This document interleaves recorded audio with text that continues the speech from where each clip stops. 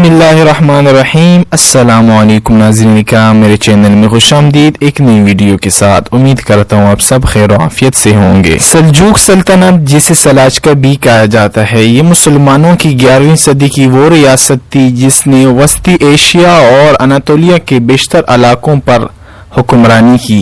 یہ عظیم سلطنت ایران، عراق اور وسطی ایشیا کے علاقوں پر 1040 سے لے کر 1157 تک محیط رہی۔ سلجوقیوں کا دوسرا گروہ، جسے روم کی سلجوق سلطنت بھی کہا جاتا ہے، اس نے 1081 سے لے کر 1308 تک اناطولیہ پر حکومت کی۔ سلجوق اوغوز خان کی نسل سے ہیں۔ سلجوقوں کے جد امجد سلجوق اور ان کے باپ توقاق بے یہ ہزار ریاست کی فوج کے کماندار تھے۔ ناظرین کرام، سلجوق شروع سے مسلمان نہیں تھے، یہ یہودی تھے۔ انہوں نے روس کی مدد سے ایک مضبوط حملہ ہزار ریاست پر کیا اور انہیں تباہ کر دیا، اور ایک جگہ ان کی غزنیوں کے ساتھ لڑائی ہوئی۔ دوستو، انہوں نے سلجوق اور ان کے باپ دوقاق کو گرفتار کر لیا، اور ان کے پوتے سلجوق کے پوتے تغرل نے ان کو چھڑانے کے لیے اپنے بھائی چاغری کے ساتھ چلے گئے اور غزنویوں کے ساتھ لڑائی کی۔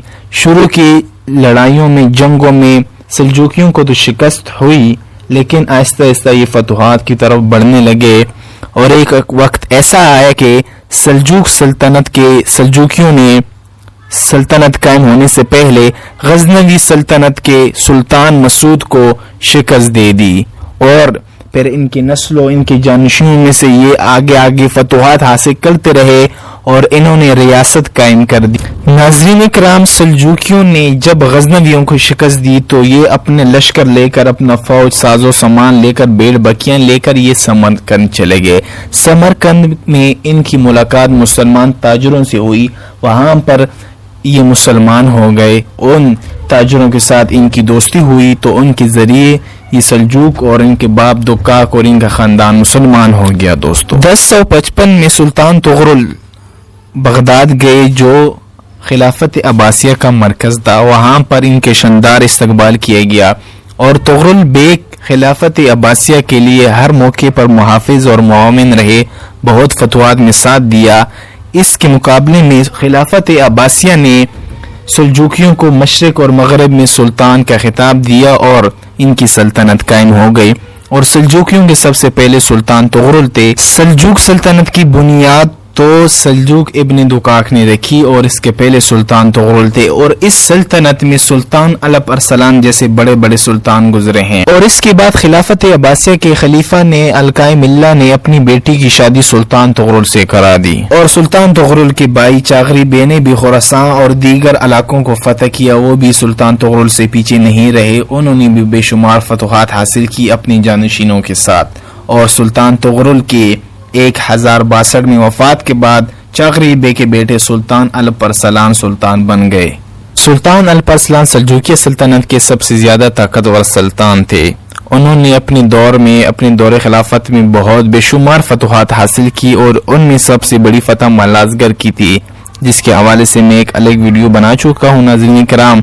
اور جب انہوں نے رومن دیوجن کو مالازگر کی جنگ میں شکست دی تو ان کو قید کر دیا گیا اور ان سے اخراج لیا گیا، اور رومن دیوجن نے اپنی بیٹی کی شادی الپ ارسلان کے بیٹے سے کروا دی۔ دوستو، سلطان الپ ارسلان 42 سال کی عمر میں انتقال کر گئے، اور ان کی وفات کے بعد ان کے بیٹے ملک شاہ سلطان بن گئے۔ ملک شاہ بھی اپنے دور کے اچھے سلطان تھے، بے شمار فتوحات حاصل کی انہوں نے۔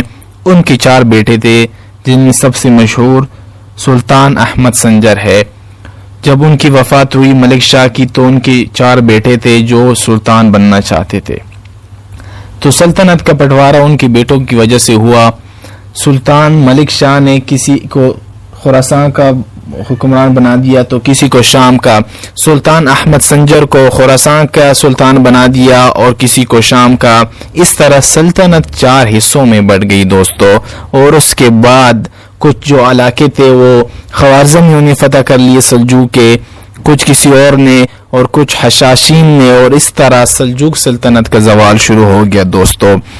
آخری جو سب سے مضبوط سلطان تھے سلطان علاء الدین کیقوباد، ان کی وفات کے بعد سلطان غیاث الدین کے خسرو جو سلطان علاء الدین کیقوباد کے بعد سلطان بنے، انہوں نے ایک بڑی جنگ میں منگولوں سے شکست کھائی اور وہ بھاگ گئے کونیا چھوڑ کے۔ اس کے بعد وہ کچھ عرصہ بعد پھر کونیا آ گئے، صلح نامہ کیا اور اس طرح سلطنت کوکھلی پڑ گئی، کچھ اپنیوں کے غداری کی وجہ سے، جنہوں نے غداری کی وزیروں نے، اس کی وجہ سے، اور پھر اس کے بعد بازنطینیوں اور منگولوں کے حملوں کی وجہ سے باقی جو رہی صحیح سلطنت تھی وہ بھی ختم ہو گئی۔ اور اس طرح اس کے بعد جو کچھ سلطان بنے جو خود بے اختیار تھے، ان کی کچھ خاص مرضی نہیں تھی، منگولوں کے زیر نگرانی تھے، جیسے سلطان مسعود اور سلطان علاء الدین جو سلطان غیاث الدین کے بیٹے تھے، وہ آخری سلطان تھے دوستو۔